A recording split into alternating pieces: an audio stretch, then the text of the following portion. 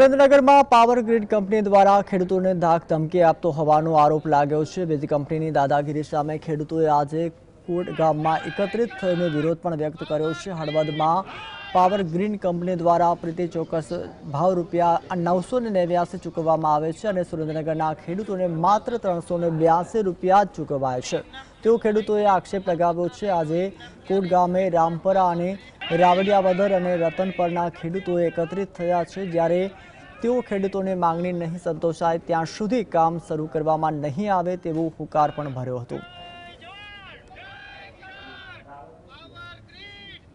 વાણિજ્ય વળતર પ્રમાણે ચૂકવવામાં નહીં આવે ત્યાં સુધી અમે આ કામ ચાલુ કરવામાં નહીં દેવામાં આવે। અને અત્યારે એક ખેડૂતોને ધમકી ભર્યો ફોન આવ્યો છે કંપની દ્વારા કે અમે તાત્કાલિક આવીએ છીએ અને કામ ચાલુ કરીએ છીએ। તો અમે આ મીડિયાના માધ્યમથી કલેક્ટરશ્રીને જણાવીએ છીએ કે તાત્કાલિક ધોરણે આ કામ રોકવામાં આવે। અમારા ગામમાં વીજ પોલ કંપની આવી રહી છે। પાવર ગ્રીડ કંપની દ્વારા ખૂબ અન્યાય કરે છે। અમને ધમકી ખુલ્લેઆમ આપે છે કે અમે તમારા ખેતરમાં કામ ચાલુ કરી દેવાના છીએ।